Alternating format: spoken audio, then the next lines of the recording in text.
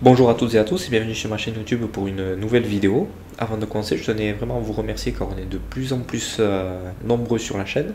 Et pour vous remercier, je vais tout simplement vous proposer des contenus encore plus qualitatifs avec des montages beaucoup plus qualitatifs. Et donc par conséquent, être beaucoup plus présent sur la chaîne. Avant de commencer, je vais demander à toi qui est nouveau sur la chaîne, à toi qui viens d'arriver, à ne pas hésiter à t'abonner, à mettre des pouces bleus sur mes vidéos, à commenter ou à partager autour de tes amis ou de ta famille si le contenu de ma chaîne te plaît, bien évidemment. Allez, on arrête les politesses, on est déjà à 45 secondes de gagner. Aujourd'hui, une nouvelle vidéo et un nouveau format de vidéo. On va s'attaquer à un autre mythe et à une autre légende qui malheureusement fait partie de nos croyances populaires. Les glucides sont-ils du sucre ?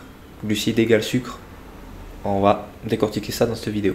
Aujourd'hui, si on observe les croyances que les gens ont par rapport aux glucides, on retient plusieurs points. C'est que le glucide, c'est du sucre qui nous permet d'apporter de l'énergie à notre propre corps. Donc le glucide égale sucre égale énergie pour notre propre organisme, mais pas en grande quantité. Et les glucides se transforment en sucre pour pouvoir élever notre taux de sucre sanguin. Donc finalement, une compréhension assez confuse du terme glucide. Par conséquent, il y a un amalgame important entre le terme glucide et le terme sucre. Mais le plus important, c'est de savoir pourquoi est-ce qu'il y a cet amalgame entre les différents termes.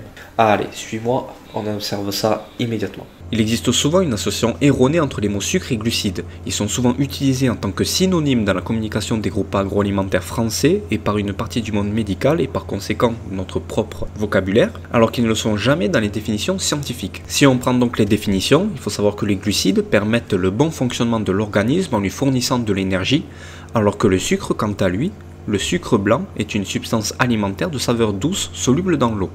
L'amalgame entre le sucre et les glucides vient du fait que les molécules glucidiques appelées monosaccharides ainsi que les diolosides, qui sont anciennement appelés disaccharides, ont un pouvoir sucrant, alors que les polysaccharides servent quant à eux au stockage d'énergie.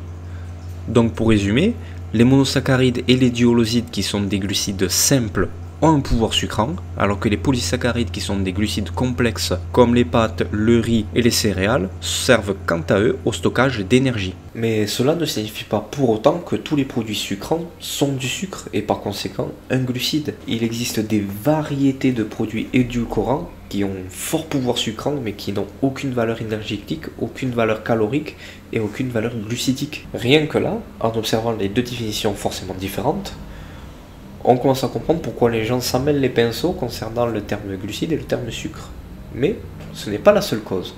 Si on regarde vraiment précisément la composition du sucre blanc, on peut voir que le sucre blanc est composé à 99,8% de saccharose, c'est-à-dire un dioloside. On peut donc dire que le sucre est un dioloside pur, un glucide pur. Mais pas seulement, il est aussi un aliment de référence pour le calcul glucidique, car tout simplement 1 g de sucre blanc équivaut à 1 g de glucides, à donc 4 calories. Et pour continuer, il est aussi l'aliment de référence à la classification des pouvoirs sucrants des aliments. Son pouvoir sucrant est donc quant à lui de 1. Et pour continuer sur ce sujet, on peut donc voir que le saccharose, il se dégrade en fructose et en glucose, et c'est cette concentration qui permet de donner le taux du sucre sanguin. Mais le glucose qui est issu de la dégradation du saccharose, c'est aussi l'aliment de référence quant à l'index glycémique ainsi qu'à la charge glycémique des aliments. Pour résumer, le saccharose nous donne du fructose et du glucose, et le glucose nous donne le taux de sucre sanguin, à l'index glycémique et à la charge glycémique des aliments. Donc finalement, comme on vient de le démontrer, le sucre blanc, c'est un glucide. C'est même un glucide à part entière, hein. C'est un dioloside. Par contre, les glucides, ils ne sont pas représentés uniquement par le sucre. Il y a une multitude de glucides différents, comme on a vu, les monosaccharides, diolosides et polysaccharides, et ça représente plusieurs aliments, les fruits, les pâtes, le riz, certains légumes, c'est-à-dire une variété d'aliments beaucoup plus large que seulement le sucre blanc. Donc on peut résumer que le sucre égale glucide, par contre glucide ce n'est certainement pas du sucre. D'ailleurs parlons un petit peu du sucre blanc. On voit qu'il est présent dans notre vie de tous les jours, il est continuellement à nos côtés, mais savez-vous exactement comment est-ce qu'il est formé et quelles sont ses vertus? Quels sont ses inconvénients? Est-il néfaste? Est-il bon pour la santé? On va parler de ça immédiatement. Alors, le sucre blanc, il est présent sous forme de poudre blanche ou en morceaux. Il est présent dans presque toutes les cuisines du monde et il est le produit le plus utilisé dans le monde pour sucrer les plats ou les aliments.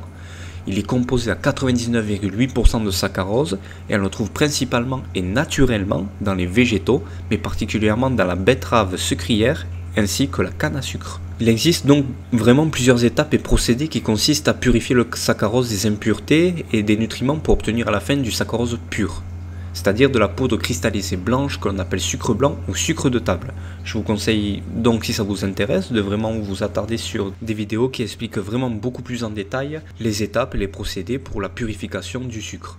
En plus de cela, on peut voir qu'il existe plusieurs formes de sucre que l'on connaît et qui ont une structure légèrement différente, comme par exemple le sucre complet, le sucre de canne, le sucre glace, et j'en passe.